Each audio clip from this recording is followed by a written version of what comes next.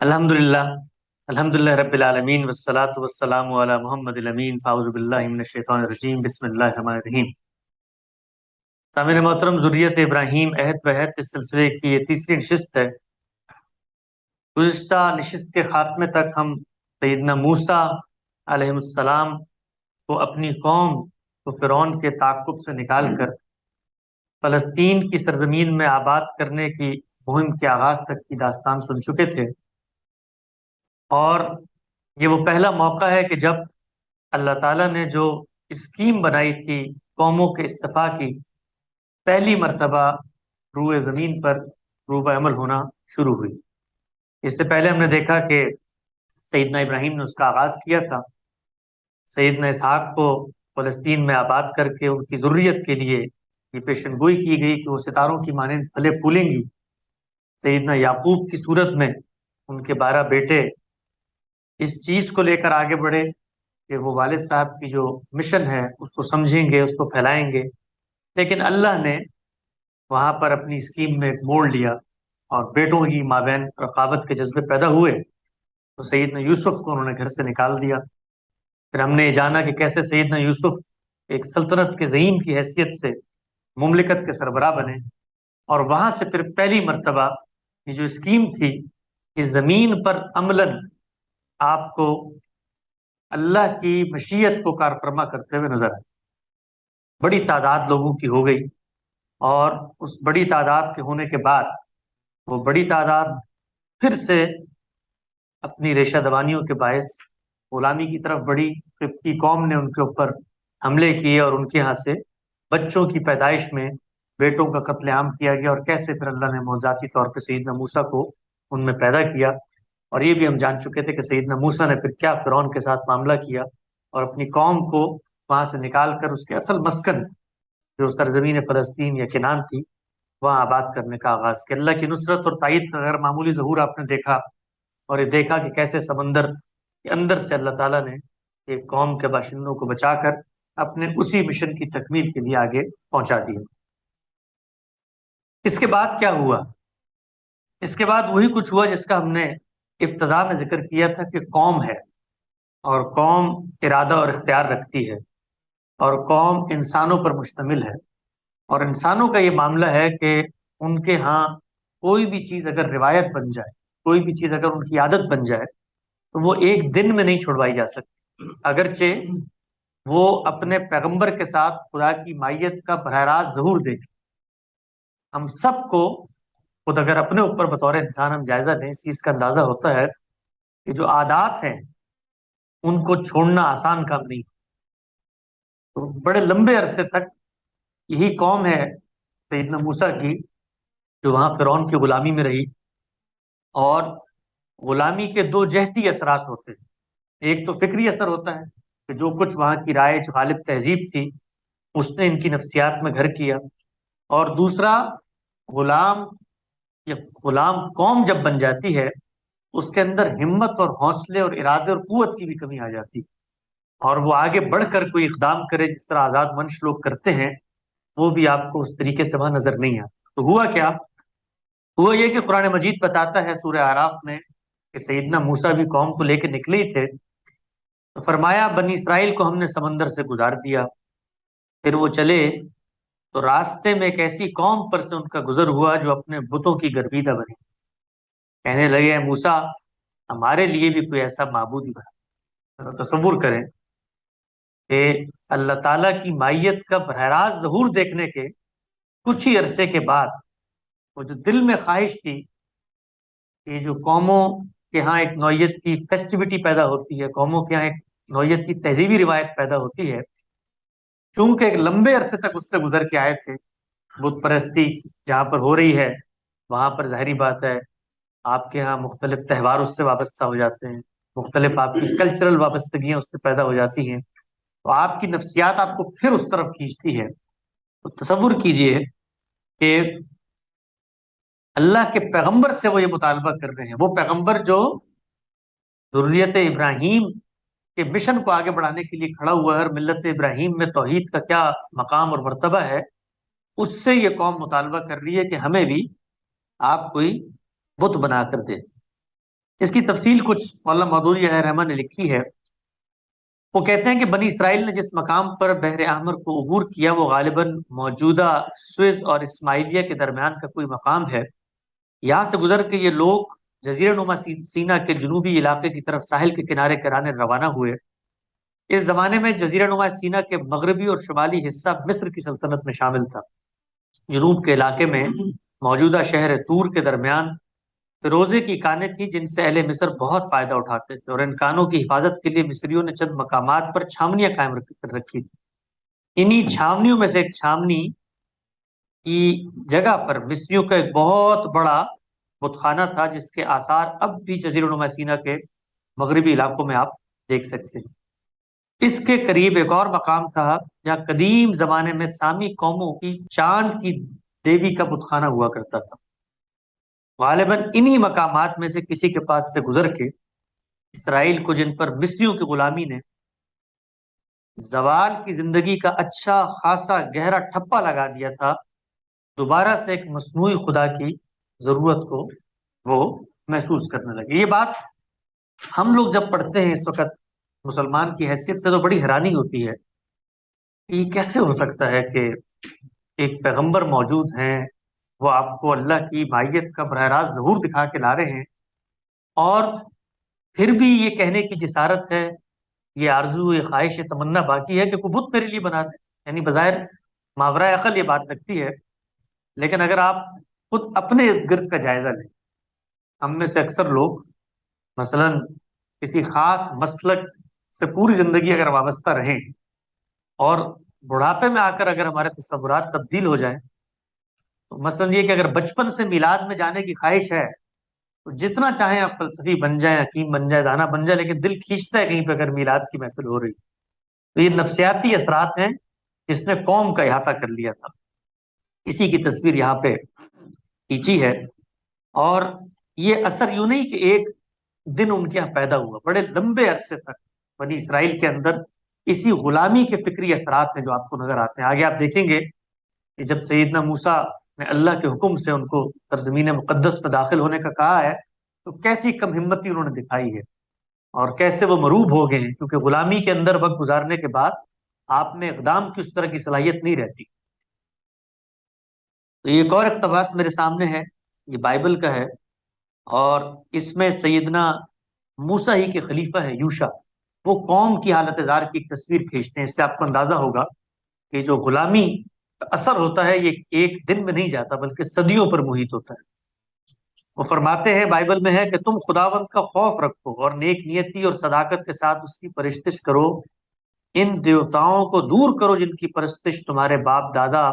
بڑے دریا کے پار مصر میں کرتے تھے، اور خداوند کی پرستش کرو۔ اور اگر خداوند کی پرستش تم کو بری معلوم ہوتی ہو تو آج ہی تم اس سے جس کی پرستش کرو گے چن لو، اب رہی میری اور میرے گھرانے کی بات تو ہم تو خدا ہی کی پرستش کریں گے۔ اس سے اندازہ آپ لگا سکتے ہیں کہ یوشع جو ہیں وہ سیدنا موسیٰ 40 سال تک اس قوم میں یہی دعوت و تبلیغ کا کام کرتے رہے، اور اس کے بعد کم و بیش 28 سال یہ آپ کے خلیفہ اول ہیں سیدنا موسیٰ کے، یہ ان کے ہاں براہ راست تعلیم اور تربیت کا کام کر رہے تھے، لیکن پھر بھی اس قوم کی جو کم ہمتی ہے اور جو اپنے اصل اور آبا کی روایت سے وابستگی ہے، کیسے اوت کے امٹ کے واپس آتی ہے۔ اس کے بعد کیا ہوا؟ اس کے بعد اللہ تعالیٰ نے باہر کے ان کو آگے بڑھایا، اور اس موقع پر تو انہوں نے اصرار نہیں کیا، صرف خواہش کا اظہار کیا، جس سے اندازہ ہو گیا کہ قوم میں ابھی بڑی تربیت کی ضرورت ہے۔ اس دوران پھر اللہ تعالیٰ نے سیدنا موسیٰ کو اپنے پاس بلایا ہے، اور بلانے کے بعد ان کو شریعت عطا کی ہے۔ یہ وہ پہلا موقع تھا کہ جس موقع پر اللہ تعالیٰ نے ذریت ابراہیم میں کسی قوم کو باقاعدہ قانون دینے کا اعلان کیا۔ یہاں پر چند چیزیں بڑی غور طلب ہیں، اور ہمارے ہاں بالعموم اس زمانے میں، جیسا میں نے پہلی نشست کے آغاز میں کہا تھا، شریعت کی تفہیم میں بھی بہت بڑی رکاوٹ یہ پیدا ہو گئی ہے کہ ہم اپنی میراث سے یا اپنے پس منظر سے واقف نہیں ہیں۔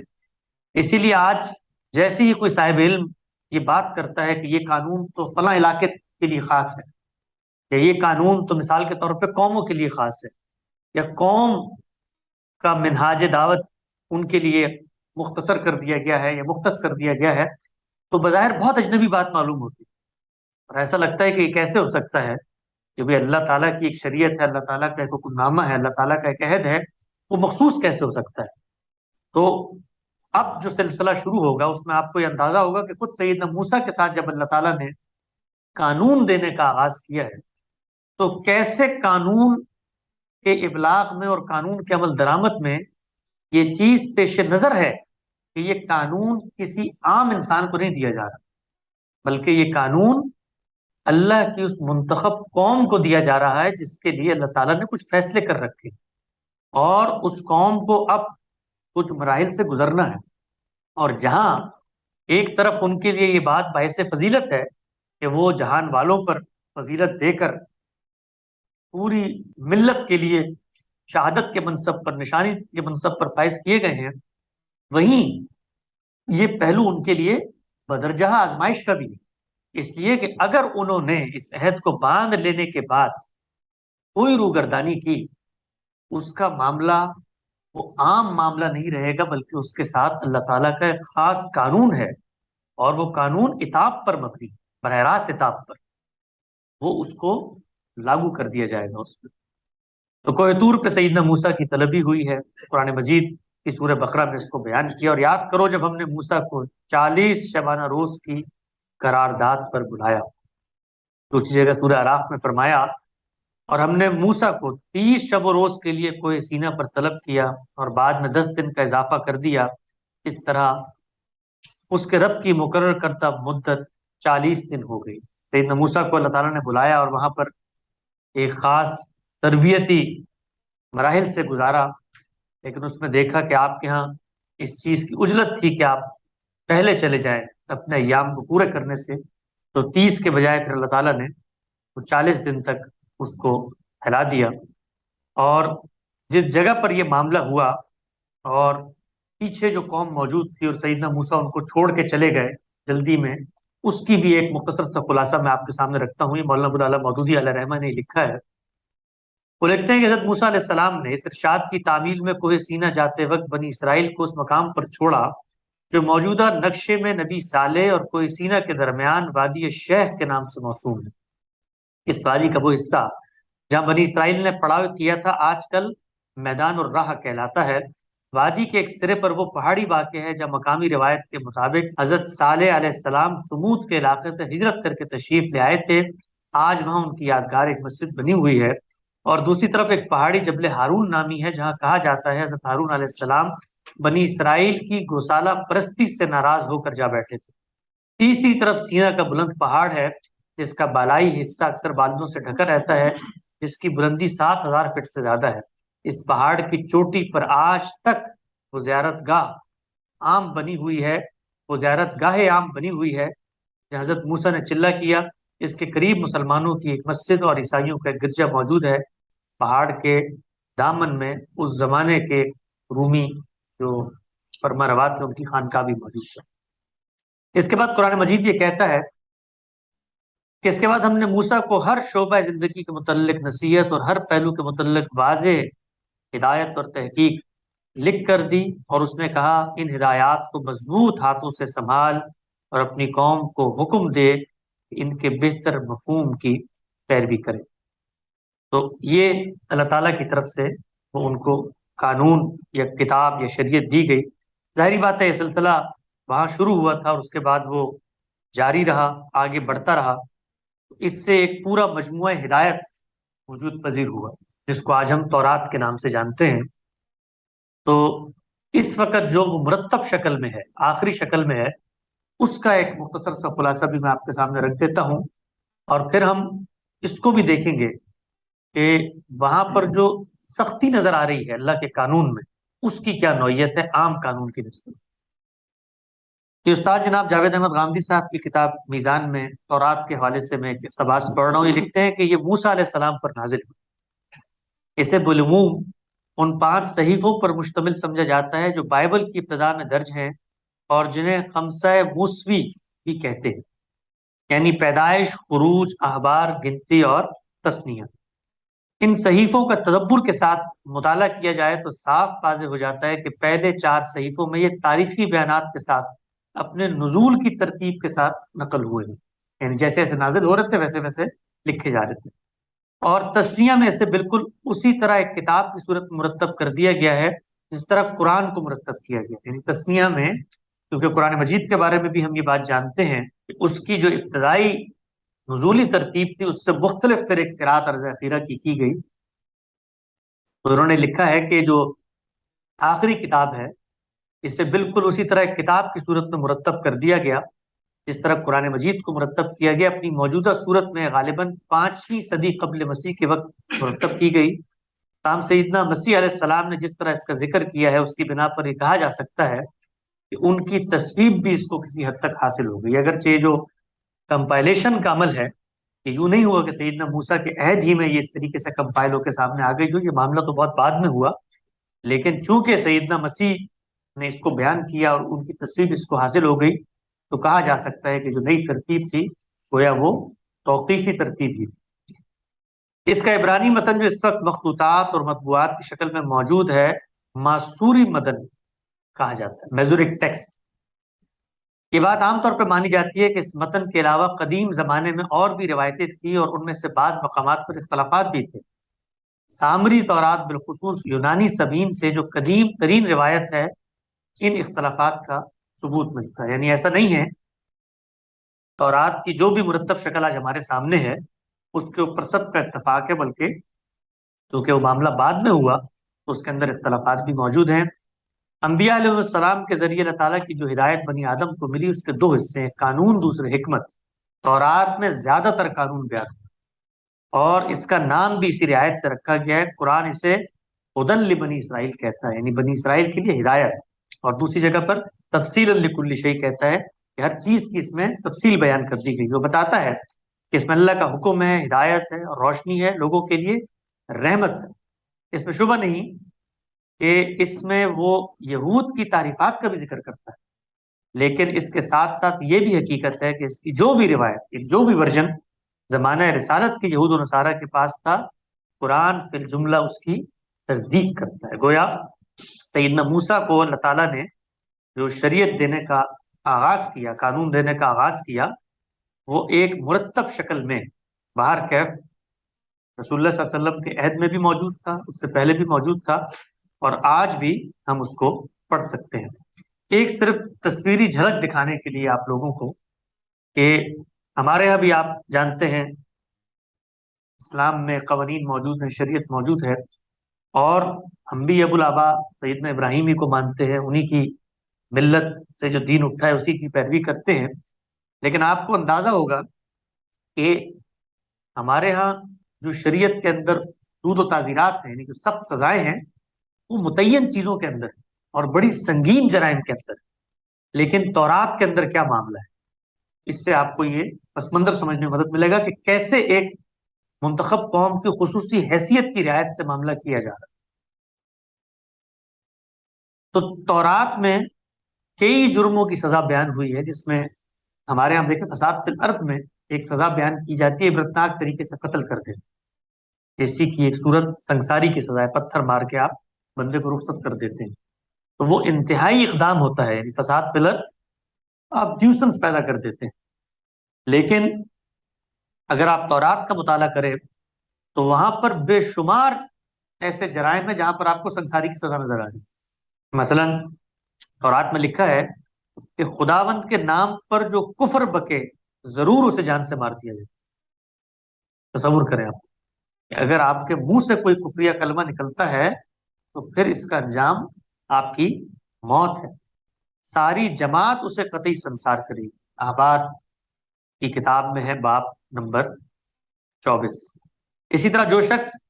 معبودوں، سورج، چاند یا اجرام فلکی کی پوجا کرے اس کی سزا شہر کے پھاٹکوں سے باہر لے جا کے سنسار کرنا ہے، یہاں تک کہ وہ مر جائے،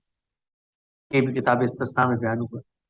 اسی طرح ترغیب شرک کی سزا قتل، یعنی شرک کیا نہیں ہے، ترغیب دی ہے شرک، اس کی سزا بھی قتل بیان ہوئی۔ آگے دیکھیے، تورات پڑھتے وقت قاری کے ذہن پر اس کے شرعی احکامات کی سختی کا ایک گہرا اثر قائم ہو جاتا ہے اور انسان کے رونگٹے کھڑے ہو جاتے ہیں۔ اور فرمایا مرد یا عورت جس میں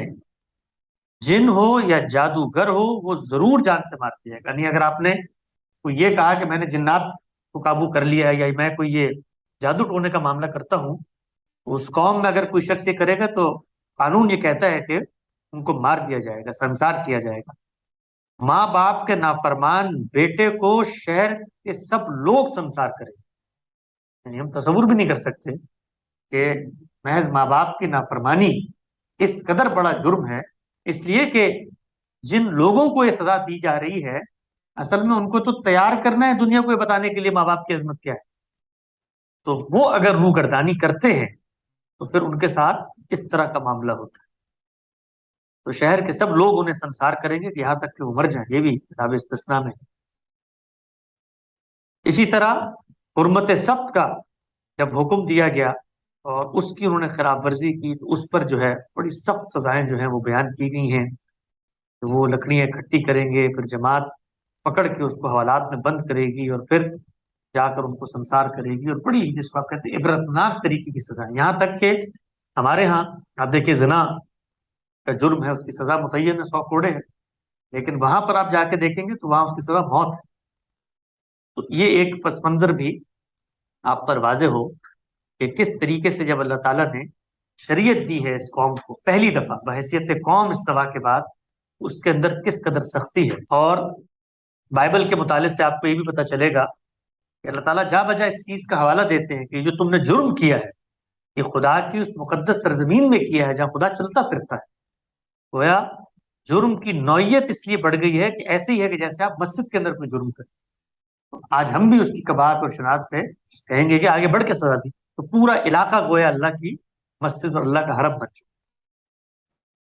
تو اللہ تعالیٰ نے الواح پر لکھے ہوئے جو احکامات وہ سیدنا موسیٰ کو دیے۔ اس کے بعد کیا ہوا؟ اس کے بعد یہ ہوا کہ قوم کے اندر چونکہ ایک رمق موجود تھی، تو سیدنا موسیٰ جب قوم کو چھوڑ کے، اور قوم تھی یعنی اس کو بھی آپ یوں نہ سمجھیں کہ مثال کے طور پہ کوئی 10-12 لوگ تھے اور سیدنا موسیٰ پورا دن کسی سینٹر میں ان کو بٹھا کے تبلیغ و تلقین کرتے رہتے تھے۔ پوری قوم تھی، اس میں لاکھوں لوگ تھے، اور وہ لاکھوں لوگ مزدوریاں کر رہے ہیں، اپنے گھروں پہ رہ رہے ہیں، وہ کوئی سفر پہ جا رہے ہیں، کوئی تجارت کر رہے ہیں، اور خود سیدنا موسیٰ بھی اللہ تعالیٰ کے پاس جا رہے ہیں، اپنی جو منصبی ذمہ داری ہیں ان کو سمجھ رہے ہیں، تعلیم تلقین تربیت کا کام کر رہے ہیں،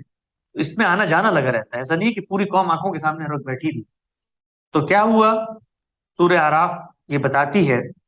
کہ موسیٰ کے پیچھے اس کی قوم کے لوگوں نے اپنے زیوروں سے ایک بچڑے کا پتلا بنایا جس سے بیل کی آواز نکلتی تھی۔ کیا انہیں نظر نہ آتا تھا کہ وہ نہ ان سے بولتا ہے اور نہ کسی معاملے میں ان کی رہنمائی کرتا ہے، مگر پھر بھی انہوں نے اسے معبود بنا لیا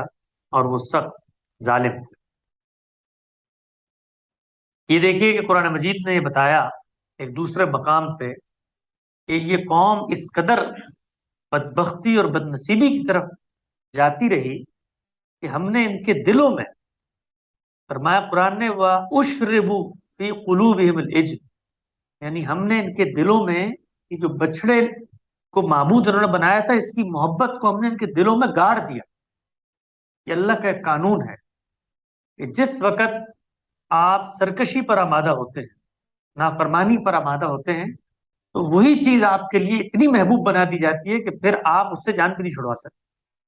اللہ تعالیٰ پھر آپ کو اس آزمائش سے گزارتا ہے کہ اگر فطرت کی رمق کو تم نے مٹا لیا ہے، پیغمبر کی ہدایت کا تمہیں پاس نہیں ہے، تو اب تمہارے دلوں میں نے یہ چیز بٹھا دی اور اب تم یہی کام کرو۔ تو ہم یہ دیکھتے ہیں کہ انہوں نے بچڑے کو معبود بنا لیا۔ ذرا تصور کریں، اچھا یہ جو بچڑے کو معبود بنا لیا، یہ ایسا نہیں کہ ایک دن ان میں مثلا خیال پیدا ہوا کہ جی کوئی شرک کرتے ہیں مل کر اور بچڑے کی طرف ہم جاتے ہیں۔ یہ اصل میں پس منظر میں وہ آبا کی پوری تہذیبی روایت ہے جو صدیوں پر پھیلی ہوئی ہے سیدنا یوسف علیہ السلام کے دنیا سے رخصت ہونے کے بعد، کہ جو گائے ہے اس کے بارے میں کچھ غیر معمولی تصورات روایت میں چلے آ رہے ہیں پیچھے سے۔ ہم یہ دیکھتے ہیں کہ آج بھی آپ کو گائے کے حوالے سے بعض دوسرے مذاہب میں اسی نوعیت کے تصورات نظر آتے ہیں، اور کہا یہ جاتا ہے مختلف تاریخی روایتوں میں یہ تصورات خود انبیاء کی تہذیبوں کے ماننے والوں میں بھی پیدا ہونا شروع ہوئے۔ جس وقت سیدنا نوح علیہ السلام کو اللہ نے نجات دی ہے تو کہا یہ جاتا ہے کہ جی ان کی جو کشتی تھی اس میں گائے موجود تھی، اور باقی کچھ کھانے پینے کا سامان نہ رہا تو اس گائے نے پھر ان کے لیے دودھ کا بندوبست کیا۔ اس سے گائے کی ایک عظمت کا تصور جو ہے وہ پیدا ہونا شروع ہوا، اور کرتے کرتے کرتے کرتے صدیوں میں اس کی پرستش تک چلا گیا۔ تو جہاں سے یہ آئے تھے، جہاں سے سیدنا موسیٰ ان کو غلامی سے نکال کے لائے تھے، وہاں پر برس ہا برس سے اس تہذیب میں گائے کی پرستش اور گائے کو معبود بنانے کا معاملہ ہو رہا تھا۔ تو سیدنا موسیٰ جب گئے ہیں قوم کو چھوڑ کے، تو پیچھے سے ان لوگوں نے یہ کام کر دیا۔ واپس آئے تو واپس آنے کے بعد انہوں نے معاملے کی تحقیق کی، اور تحقیق کرنے سے پتہ چلا کہ قوم کے اندر ہی کچھ ایسے لوگ موجود تھے جنہوں نے یہ ساری حرکت کی ہے اور قوم کو بھارا ہے۔ بائبل یہ بتاتی ہے کہ جس وقت وہ مصر سے نکل رہے تھے، جس وقت آپ کو یاد ہوگا اللہ تعالیٰ نے ان کو ہدایت کی تھی کہ قوم کو لے کے نکلو یہاں سے، تو قوم کو ہدایت کی گئی تھی کہ جو کچھ تمہارے پاس سونا وغیرہ مال وغیرہ موجود ہے اور ارد گرد بھی ہے وہ تم سمیٹ لو، کیونکہ تم نے جا کر اب آباد ہونا ہے تو تمہارے پاس کچھ ہونا چاہیے۔ تو وہی سونا تھا، وہی چاندی تھی، وہی مال و منال تھے جس کو ان کے اندر موجود ایک شخص نے پگھلا کر اس کا ایک بچڑا بنایا، اور وہ اس طرح کا بچڑا تھا کہ اس کو جب آپ رکھ دیتے تھے خاص سمت میں تو ہوا ایک جانب سے داخل ہوتی تھی، دوسری جانب سے آوازیں آتی تھی۔ انہوں نے تصور قائم کیا کہ دیکھو یہ بچڑا ہم نے بنایا ہے، جس طرح وہاں پر لوگوں کے پاس پوجنے کے لیے کوئی چیز موجود تھی، اب ہم بھی اس کو یہاں پر پوجنا شروع کر دیتے ہیں۔ تو خود قرآن مجید کی سورہ طٰہٰ میں یہ بیان ہوا ہے کہ موسیٰ سخت غصے اور رنج کی حالت میں اپنی قوم کی طرف پلٹا، جا کر اس نے کہا میری قوم کے لوگوں، کیا تمہارے رب نے تم سے اچھے وعدے نہیں کیے تھے؟ کیا تمہیں دن لگ گئے، یا تم اپنے رب کے غضب کا ہی اپنے اوپر وبال لانا چاہتے ہو؟ کیا تم نے مجھ سے وعدہ خلافی کی؟ انہوں نے جواب دیا ہم نے آپ سے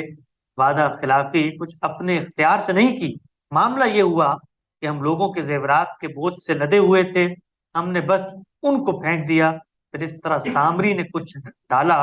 اور ان کے لیے ایک بچڑے کی صورت بنا کر لایا، اور اس میں بیل کی سی آواز نکلتی تھی۔ لوگ پکار اٹھے یہی تمہارا خدا ہے، موسیٰ کا خدا، اور موسیٰ اسے بھول گیا۔ کیا وہ دیکھتے تھے کہ نہ ان کی بات کا وہ جواب دیتا ہے، نہ ان کے نفع نقصان کا کچھ اختیار رکھتا ہے؟ ہارون موسیٰ کے آنے سے پہلے کہہ چکا تھا کہ لوگوں تم اس کی وجہ سے فتنے میں پڑ گئے، تمہارا رب تو رحمان ہے، بس تم اسی کی پیروی کرو، بس تم میری پیروی کرو اور میری بات مانو۔ مگر انہوں نے اس سے کہہ دیا کہ ہم تو اسی کی پرستش کرتے رہیں گے جب تک موسیٰ واپس نہ آ جائے۔ یہ آپ دیکھیے کہ ہارون علیہ السلام وہاں موجود ہیں، پیچھے چھوڑ کے گئے ہیں ان کو، لیکن وہ ان کی بات ماننے کو تیار نہیں ہے۔ اور پھر سیدنا موسیٰ جب آئے ہیں انہوں نے خود سیدنا ہارون پر ایک کتاب اور غصے کا اظہار کیا کہ تم نے کیوں نہیں روکا؟ تو پھر انہوں نے عذر بتایا کہ میں اگر ان کو روکتا تو مجھے کوئی اقدام کرنا پڑتا، اور میں اگر آپ کے عدم موجودگی میں اقدام کرتا تو اس سے قوم جو ہے وہ بکھر جاتی۔ تو پھر سیدنا موسیٰ نے، قرآن مجید یہ بتاتا ہے کہ اس کی ایک سزا ہے جو پھر مقرر کی، اور وہ سزا یہ تھی کہ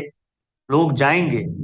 سورہ اعراف نے اس کو بیان کیا، اور موسیٰ نے اپنی قوم کے 70 نمائندوں کو منتخب کیا تاکہ وہ اس کے ساتھ مقرر کیے ہوئے وقت پر حاضر ہوں، اور اللہ کے حضور میں ہم اس کی توبہ کریں گے۔ اور جس شخص نے یہ کام کیا تھا سامری، اس کے بارے میں سیدنا موسیٰ نے یہ کہا کہ اب تمہارے ساتھ وہ انجام ہوگا کہ کوئی شخص تمہارے قریب بھی نہیں آئے، اور تم نے سب کو بتانا ہے کہ میں دھتکارا ہوا ہوں، میں وہ ہوں کہ جس کو اچھوت بنا دیا گیا ہے، اور تمہاری سزا ہے کہ اب تم قوم سے الگ ہوگے۔ اور پھر سورہ بقرہ میں یہ بھی بتایا کہ جن لوگوں نے یہ کام کیا تھا شرک کا، کیونکہ تورات میں ان کی سزا موت لکھ دی گئی ہے، تو پھر ان کو قتل کرنے کا اقدام سیدنا موسیٰ نے کیا۔ خود سورہ بقرہ کے اندر ہے کہ یاد کرو جب موسیٰ نے یہ نعمت لیے ہوئے پلٹا تو اس نے اپنی قوم سے کہا کہ لوگوں تم نے بچڑے کو معبود بنا لیا اور اپنے اوپر ظلم کیا، لہٰذا تو اپنے خالق کے حضور توبہ کرو اور اپنی جانوں کو ہلاک کرو، اس میں تمہارے خالق کے نزدیک تمہارے لیے بہتری ہے۔ فَاقْتُلُوا أَنفُسَكُمْ بِاتِّخَاذِكُمُ الْعِجْلَ کے الفاظ ہیں کہ وہ لوگ جنہوں نے نہیں کیا تھا ان کے ہاتھوں سے، پھر جنہوں نے یہ کام کیا تھا ان پر موت کی سزا جو ہے وہ नाफिज की गई। और फिर उसके बाद हम ये देखते हैं कि सैयदना मूसा की इस कौम की फिर से तंजीम नौ की गई। ये बड़ा वाकया हुआ और इससे कौम ने एक असर लिया, और जिन लोगों ने शिरक किया था उनको जब दुनिया से रुखसत किया गया, जमीन के पेट से उनको साफ किया गया, तो फिर कौम के अंदर एक रगबत पैदा हुई। अल्लाह की मिशन और स्कीम क्या थी? तैयारी के मराहल से गुजारा जाए, मजीद मोहलत दी जाए। तो फिर सैयदना मूसा ने उनको फिर से मुनज़्ज़म किया। सूरह आराफ ये बताती है, और हमने इस कौम को 12 घरानों में तकसीम करके उन्हें मुस्तकिल शक्ल दे। इसी का एक खुलासा मौला मौदूद ने लिखा है कि इससे मालूम होता है कि हज़रत मूसा ने अल्लाह ताला के हुक्म से कोहे सीना के बेयाबानों में बनी इसराइल की मरदमशुमारी कराई। फिर उनके 12 घरानों को हज़रत याकूब के 10 बेटों और हज़रत यूसुफ के 2 बेटों की नस्ल से थे अलग अलग ग्रोहों की शक्ल में मुनज़्ज़म किया, और हर ग्रोह पर एक एक सरदार मुकर्रर कर दिया, ताकि वो इनके अंदर इखलाकी, मजहबी, तमद्दुनी, माशरती और फौजी हैसियत से नज़्म नस्क कायम रखे और अहकाम शरीयत का इजरा करता रहे। नीस हजरत याकूब के 12वें बेटे लावी की औलाद, जिसकी नस्ल से हजरत मूसा और हजरत हारून थे, एक अलग जमात की शक्ल में मुनज़्ज़म किया, ताकि वो इन सब कबीलों के दरमियान शमए हक को रोशन रखने की खिदमत अंजाम देते रहे। इसके बाद जब ये तंजीम नौ का काम किया गया, तो कुरान मजीद ये बताता है कि अल्लाह ताला ने अपनी इनायतों और एहसानात का फिर से इनके ऊपर आगाज करना शुरू किया। ये कुरान मजीद की सूरह आराफ ही है, और फरमाया, जब मूसा से उसकी कौम ने पानी मांगा तो हमने उसको इशारा किया कि फलां चट्टान पर लाठी मारो। चुनाचे उस चट्टान पर यकायक 12 चश्मे फूट निकले। हर ग्रोह ने अपने पानी पीने की जगह मुतय्यन कर ली, और हमने उन पर बादलों का साया किया और मनोसलवा उठा। यानी ये 3 इनायतें ऐसी थीं कि जो बतौर कौम उस जगह पर उनको आबाद करने के बाद अल्लाह ताला के बराह रास्त, जिसको आप कहते हैं निगरानी के अंदर, उनकी निगहदाश्त के लिए, उनकी बका के लिए इसका एहतमाम किया गया। ये किस कदर गैर मामूली एहतमाम था, इसका अंदाजा कैसे किया जाए? बज़ाहिर तो ये लगता है ना कि जैसे कौम गई है और वहां पर अल्लाह ताला ने काम कर दिया, लेकिन आप सोचें, यानी 5-10 लोग अगर हम हों और उनको संभालने का बंदोबस्त करें तो हमें बहुत ज्यादा कष्ट करना है, और कौम को ये जिम्मेदारी दी है कि तुम अपनी इखलाकी तालीम तरबियत करो।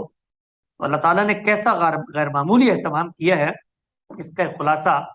मौला मौदूदी अलैहि रहमत ने ये लिखा है अपनी तफसीर में। वो कहते हैं कि ऊपर जिस तंजीम का जिक्र किया गया है वो मिन जुमला इन एहसानात की थी जो अल्लाह ताला ने बनी इसराइल पर किए। इसके बाद मजीद 3 एहसानात का जिक्र किया।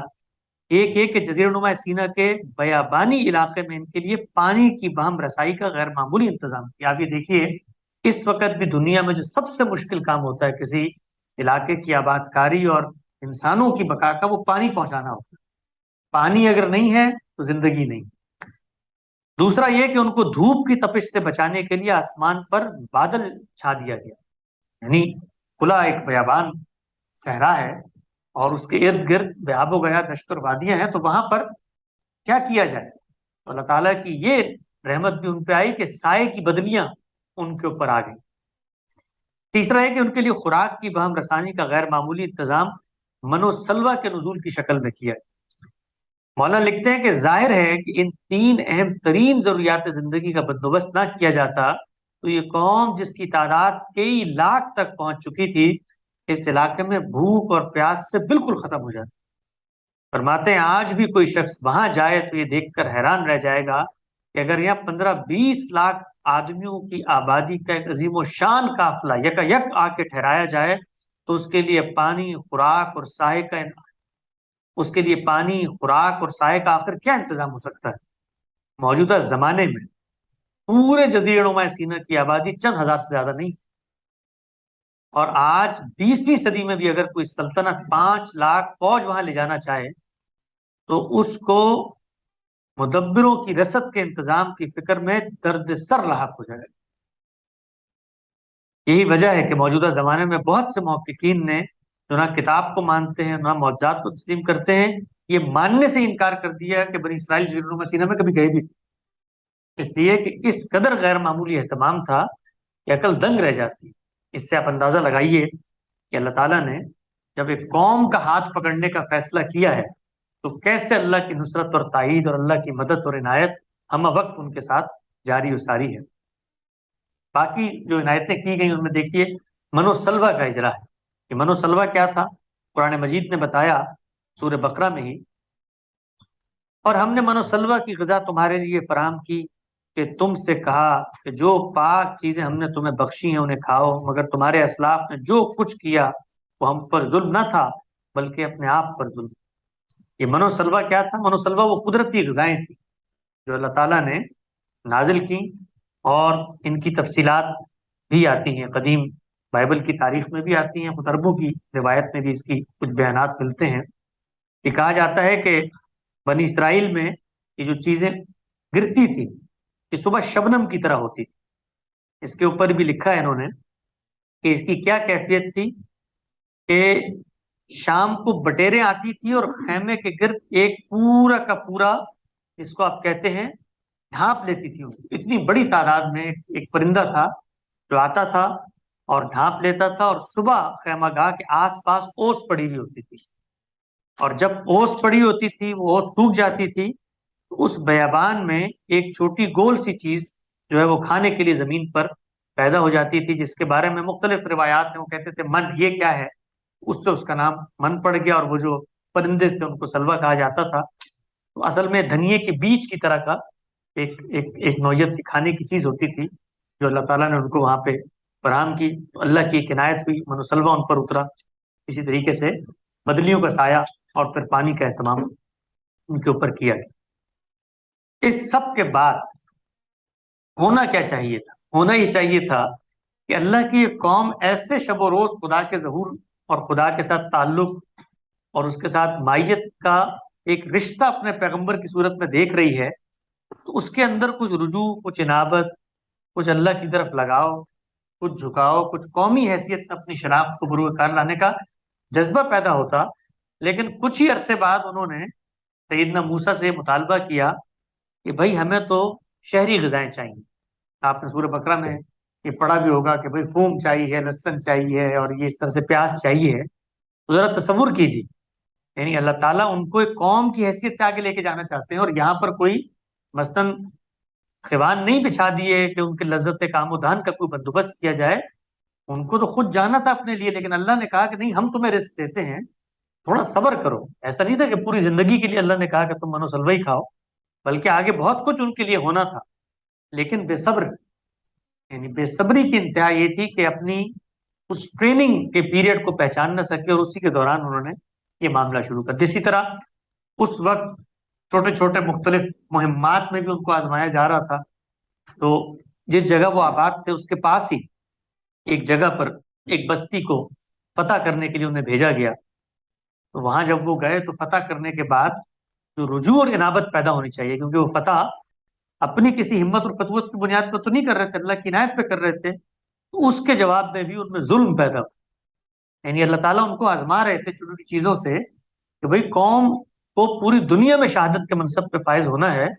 तो जरा देखें तो सही कि ये फतह के बाद इनका क्या रवैया होता है, अल्लाह की तरफ रुजू होता है कि अपनी जबिल्लत की तस्कीन और अपने तफव्वुक की बरतरी की अफजूनी के लिए ये काम करते हैं। तो कुरान मजीद ने उसके बारे में भी बताया कि जब ये लोग वहां गए और हमने कहा था कि तुम लोग जब बस्ती में दाखिल हो तो क्या कहते हुए दाखिल, उन्होंने अल्फाज ही को बदल गया। सूरह बकरा में इरशाद हुआ है, फिर याद करो जब हमने कहा था